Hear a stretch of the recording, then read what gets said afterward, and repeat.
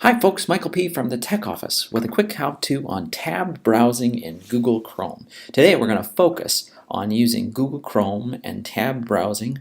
And so the first thing we need to do is open up Google Chrome. It may be down here on your dock. You can see it's right here on my dock, down at the bottom. And in fact, it's this multicolored wheel, and you can see it's open already. And we'll look at that in just a moment. But if you don't see it down there, you can open up Finder. Click down here to open up Finder, go to your Applications folder, and scroll down until you find Google Chrome. Don't be fooled by thinking it's just Chrome, but in fact it is Google Chrome.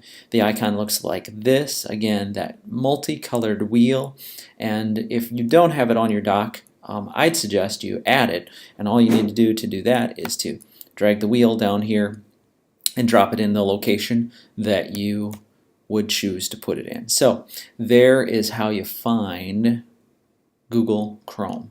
So let's talk more about what you get once you open that up.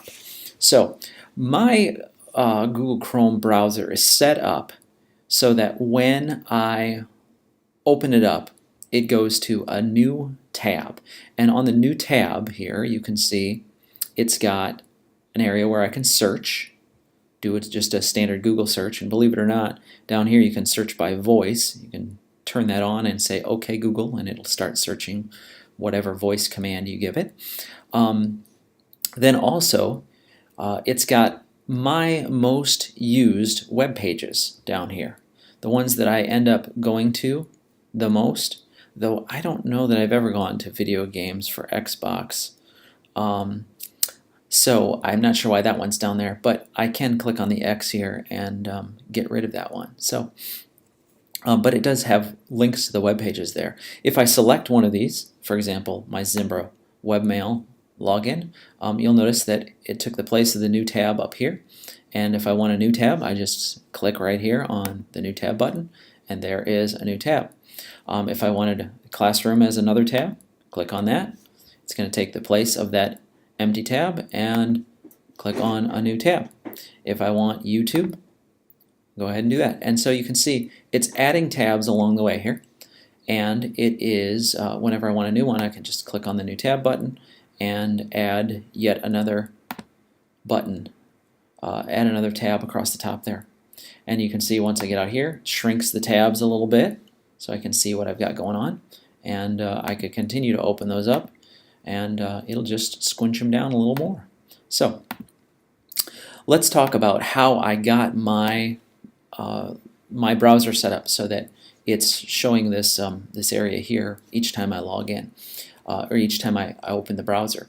So Google uses this little icon in the corner here, 3 horizontal lines, and that is their menu icon. And so when you click on that, you'll see drop down here and find the settings, and if I click on settings, it's going to actually open up the settings in a tab, and you can see Chrome settings right here. And then the second area here on the page is this on startup. So when I start up the computer, I want it to open a new tab page.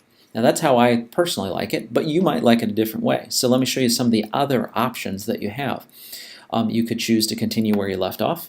So that means if the last time you were browsing you had these 4 web pages open, the next time you come in, you quit your browser, you come back in, it's going to go right back to wherever you were on those pages there. If you were logged into something, you may have to re-log into that if you need to authenticate against something. But for example, your bank may not let you jump right back in. It'll probably bump you out to the login screen. So then the third choice here is to open a specific page or set of pages.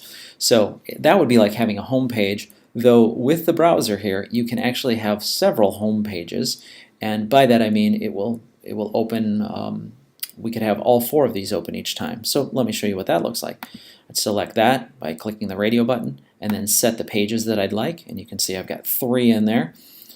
If I just choose this is my suggestion, just choose the use current pages. So you'd open those up in the tabs that you want, click on use current pages, and you can see they all show up there. And if I decide later, I don't want to have YouTube open every time, I can click on the X and remove that as one of the startup items that's there.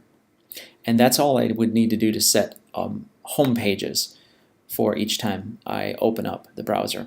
I'm going to stick with mine the way I like it, just like I said before, opening the new tab page that has shortcuts to the most frequently used pages that I have.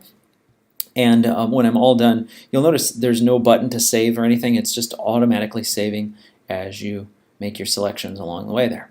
So let's look then a little bit more about why we might do something like this. So if I'm teaching a class and I would like to have my students look at a YouTube video or something from the PCS homepage, or maybe go to my Google Classroom space, what I'd like to do then is have those 3 pages already open and available, so that as I'm teaching my lesson, I don't need to go over and stop and type in the address, but it's already there, ready to go, so I can get them right there. Well, let's say, you know what, I've decided I want to have the YouTube video first, available as the first item. I can just drag that tab over here so that as I'm going through my lesson, I'll remember. First thing I'm going to do is the YouTube video, then I'm going to go to my Google Classroom, then I'm going to take them to the PCS homepage. That just dragging those tabs around is a very simple way to organize the way you want to present something. You can have all the tabs open so you know that you can get the information available beforehand, and then you can also then arrange them in a way that you find works best. Well, let's say then I don't want to have my webmail open while I'm doing my lesson. I'd rather not have that up there as a temptation to accidentally click on. So instead of having that tab as part of this series of tabs here, I can actually pull that off. Now, this time I'm going to click and drag downward, and notice it just peels that away into a new window. So now I've got these 2 different windows open. I've got my webmail here, which I can minimize and put that away, teach my lesson, and maybe come back to my webmail later on. Or if I had peeled off something that I didn't want to, I want to consolidate all my windows, I can go the opposite way. Click and drag, pop that into a position where I want it, and drop it, and it becomes part of that window once again.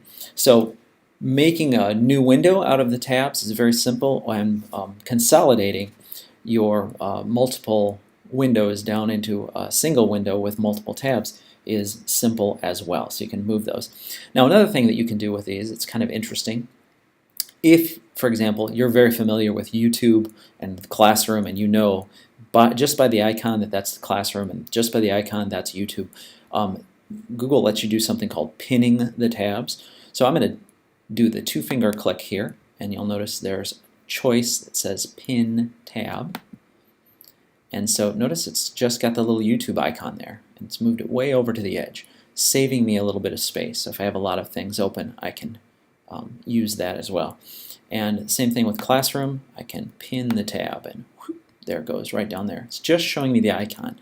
When I pin a tab, basically that's just saying keep it open over here, and notice that I don't have the little icon to quickly close that. When I'm not going to accidentally close that tab because I click on the X.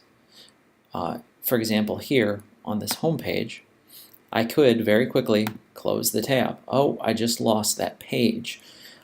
If that was something important, well, I just dropped it. I can get that reopened again by clicking over here, going to my recent tabs, and under recently closed, look at that. There's my PCS homepage. It's a good way to quickly recover.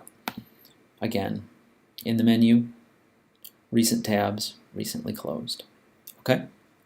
So, but pinning them will prevent you from accidentally closing them when you're in the middle of doing some sort of presentation.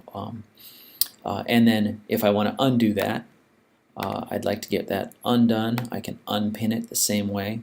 2-finger click, unpin. And then one other thing that I'd like you to see here is that when I am in a new tab, and you'll find this under a lot of the Google apps, there is a link to the Google apps. And so see this little icon right here. it has 9 little squares making up a larger square. And when I click on that, it gives me different Google apps available. So for example, if I want to go out to my Google Mail account, I can click on that and it will open that up in the tab. But notice, as soon as I open Google Mail, that apps area is available here as well. So if I'd like to have my Google Drive open as well, click on that, choose Drive, and you'll notice it's opening it in a new tab automatically, which is a great way for me to continue to use the tab. So again, from my Drive, I can click on the app there, and maybe I want to go look at Google Maps, and we'll open that up for me. So just a quick little tutorial there on some of the Google tools, especially focused on tab browsing and how that works and how it can be a benefit to you as you work through using the Google tools. I hope that you've enjoyed it. I hope you've learned a lot from this, and hope to hear from you with any questions. Take care.